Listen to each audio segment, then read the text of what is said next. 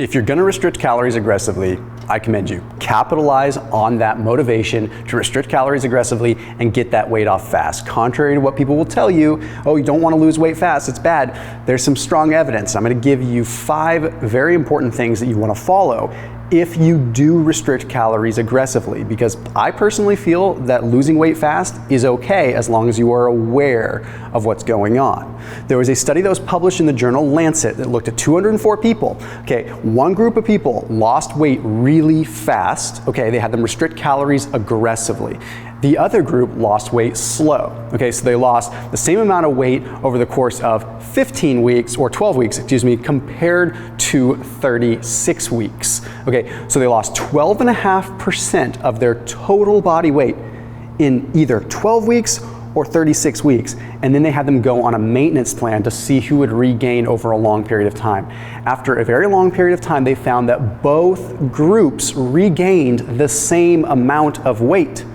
This is telling us that what's going on with weight regain isn't necessarily just physiological. Even though, yes, you can lose some muscle and stuff if you lose weight too fast, that's a given. But lose the weight fast if you have the motivation. Your risk of regaining does not seem to be a whole lot higher looking at recent evidence. So here's what you want to do. Number 1 is just a simple rule, sort of formula to follow. For every 100 calories that you reduce, try to increase between 6 and 10 grams of lean protein.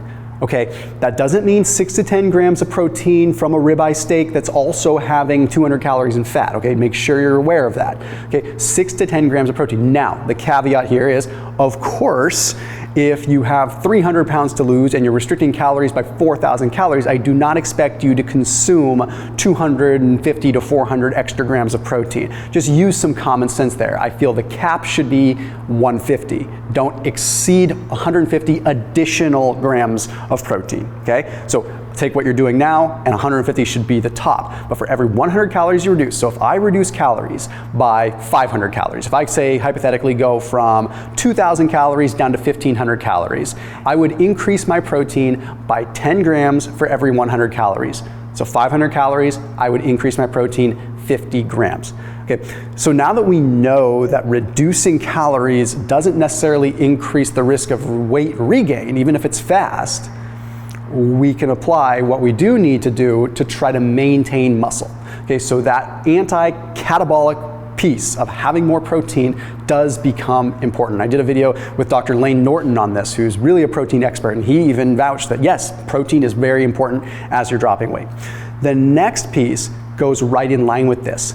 Muscle stimulus. And I'm not just saying this as a go out and exercise because it's important. Exercise is important. But the biggest driver for muscle growth and muscle maintenance is stimulus. The more we learn about muscle as an organ versus just this appendage that hangs on us that helps us lift things, we learn that as an organ, it just needs to be stimulated. And independent of calories and independent of protein intake, the strongest driver for muscle maintenance is using it. Even if you're just going and you're lifting some weights and keeping tension on the muscle, it is a constant reminder that that muscle is relevant.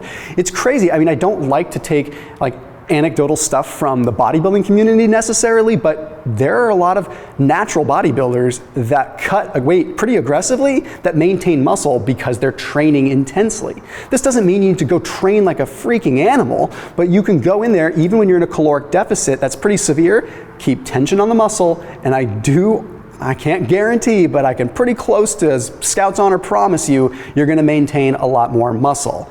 If you start to get to a point where you can't even work out, you know your calories are too low, okay, period, and you need to bring them up a tiny bit. Now the next concern that people have is micronutrients. Okay, if I'm only eating 1,000 calories per day, am I going to get my micronutrients in? Well, last time I checked, vegetables are pretty low calorie, so you're probably gonna be fine. Fruits are pretty low calorie, so you're probably going to be fine. And if you're really concerned about it, eat a half an ounce or an ounce of liver and get a bunch of vitamin A and a bunch of other micronutrients that are in organ meat. So I don't think that is a super big concern. However, it's viable because studies do indicate that when people start reducing calories, they do become mineral and micronutrient deficient, because most people that restrict calories, they aren't really making good choices, right? So that is a very important piece. You don't want to end up, 6 months into losing 100 pounds just to find like you haven't been getting enough vitamin D and you're like all whacked out, right? You do need to pay attention to these things. So if you can't get enough vegetables in, if you can't get enough fruit in, if it's really difficult for you, then use a greens drink powder, use a reds drink powder, use some antioxidant powders, use something to get those nutrients in. I put the link down below for the one that I use. It's called Organifi. I usually use their red juice just because I typically get enough greens in myself. I don't feel like I need the greens drink all that much. Maybe if I'm fasting and I just don't have room to get a salad in, but I really do like the red drink. I really like the benefit there. I like the adaptogenic formula that it has. I like that it's utilizing a bunch of different fruits and vegetables and focusing on the antioxidant aspect there. So it's like being able to get a bunch of servings of fruit in something that only has a couple grams of sugar that are coming from fruit in the first place. So it doesn't have any artificial sweeteners, doesn't have any sugar or added sugar. It's all made from fruits and veggies, and you're getting the direct benefit there. So that link down below, using that code is going to save you 20% off whatever you choose. So whether you choose a red drink, whether you choose a green drink, or whether you go with even some of their chocolate and chocolate gold drinks that are more turmeric focused and stuff like that. But definitely in this particular case, if you're in a severe deficit, I recommend you get some greens in, I recommend you get some reds in, and if not both, at least choose whichever one you're not getting a lot of in your diet. If you're not getting a lot of veggies, go for the greens. If you're not getting a lot of fruit, you're not getting the antioxidant profile, go for the reds. Or mix them up and enjoy both and make it kind of purple. That link is down below in the description for 20% off. The next piece is very, very, very important. Probably the most important outside of just moving your body. And that is taking appropriate time off. Now I have a strategy for this, and this is based upon research. What we do know based upon these studies is that 8 weeks seems to be sort of the number in which we start to see metabolic slowdown occur with caloric restriction. So calorie restricting, yeah, it comes with a price. Okay, your metabolism is going to slow down because you lost weight, but it also can attenuate even more based upon how restrictive you are. So what you want to do is go aggressive for 8 weeks and have some sort of objective guideline or objective marker for you that says at 8 weeks, I'm going to take 2 weeks and eat at maintenance. This is very important that you pay attention here. Okay, eating at maintenance is not eating what you were eating before. Okay, let's put it like this. If you weigh 200 pounds and you lose 50 pounds in 8 weeks, which would be impressive. If you lost 50 pounds in 8 weeks, if you went back to eating like you still weighed 200 pounds, you would gain weight back very quickly during that 2-week period. So you can go to maintenance, but you need to eat at maintenance level for your current weight. So all you are doing is pausing fat loss for a minute. You're not increasing fat gain. This is super important. So metabolically, 8 weeks just seems to be when things shift. I don't know why. The research doesn't really know why. It's just kind of what it indicates. Okay, so when you pay attention to this, you can go aggressive at those 1,000-calorie deficits. You can go aggressive and lose the weight, but you have to be prepared to take a little bit of time off. Now, sort of an added thing that you can do during this 2-week maintenance period, this would be an ideal time to go ketogenic. Now, I've evolved over the years. I don't necessarily think that everyone should just do keto full time, but I do feel like when you lose weight and you're going into a maintenance mode, it's a good time to toy around with things like a ketogenic protocol. Simply because if you are someone that is insulin resistant, this could make it so that you can still continue to get potential benefits as far as insulin resistance and improving insulin sensitivity is concerned, even though you're not in a deficit.